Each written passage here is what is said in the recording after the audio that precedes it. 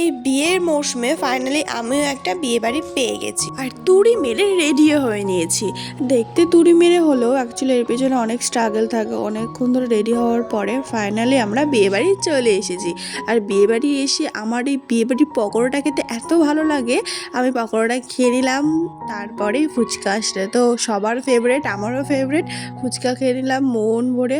এইসব ফুচকা পাকোড়া খেয়েই না অর্ধেক পেট ভরে যায়। তারপরে যখন খেতে বসেছি আর কিছুই খেতে পারছি না, খালি বেগুনি খেয়ে যাচ্ছি আর একটু মাটন খেয়েছিলাম আর ফ্রাইড রাইস, ব্যাস এতটুকু, আর কিচ্ছু খেতে পারছিলাম না। একটু খেলেই মনে হচ্ছে পেট ভরে আসছে। তারপরে খাওয়া দাওয়া করে নিচে চলে এসেছি।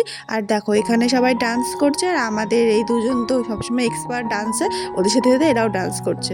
আমরা বিয়ে বাড়ি থেকে এসে দেখছি আমাদের ঘরে বিছানার উপরে একটা বিড়াল আরামে ঘুমোচ্ছে। আর আমার না বৌদি পিছনে লাগতে খুব ভালো লাগে। তো দেখা হচ্ছে নেক্সট ভিডিওতে। আজকে এ পর্যন্তই, বাই।